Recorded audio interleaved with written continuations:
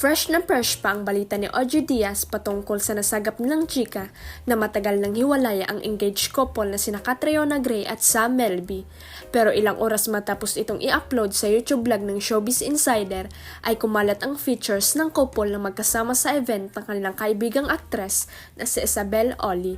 Sa isang Instagram post, ibinandera ni Isabel ang first ever trade lunch event na ginanap sa Taguig at kabilang sa mga guest niya ay sina Catriona at Sam. Makikita sa litrato na magkatabi ang couple sa isang upuan at kahit tago ang mga daliri ng beauty queen ay tila makikita pa rin sa isang kamay na may suot siyang singsing.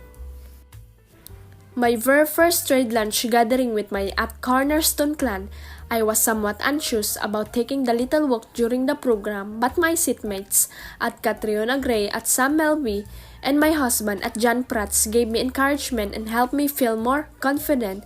Caption ng aktres kung saan may picture na kasama niya ang nabanggit na celebrity couple.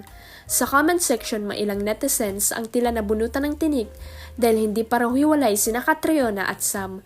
May iba namang tila inasar si Ogie dahil hindi totoo umano ang chika niya recently.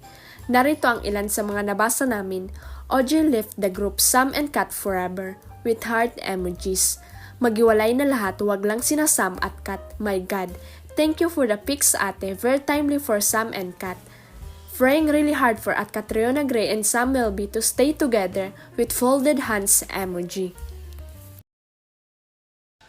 Huwag kalimutang i-click ang subscribe button at i-ring ang notification bell para sa latest at legit chika updates.